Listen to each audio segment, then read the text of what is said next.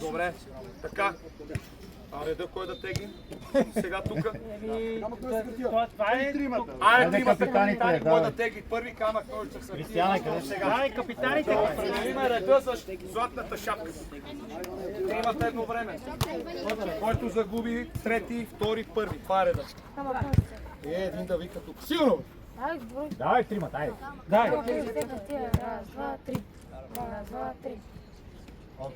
Ето, Ботев София съседни. Нищо, пак може да изберем. Така, Ботев врача втори, първи тегли и лески. Давай там. Това повтаряме сега е за реда, Това е предварително тегляне. За крайното. Така, държи го. Номер 2 Ботев врача, заповяда юнак. Номер 3 Ботев София, заповяда юнак. Това не е класирането. Отварите ли? Айде, първи, кой ти ги грешка? Дай да видим номер. Ние сме първи. Две. Така, сега жребия за крайното класиране. Първи. Ботев София, две кой беше? Левски. Две Левски за Ботев врача. Кой каквото изтегли, сега му е класирането.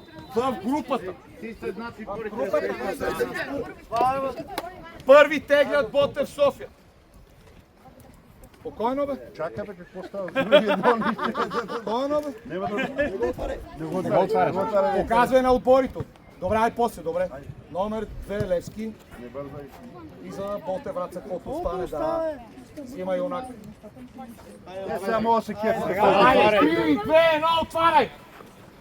Две.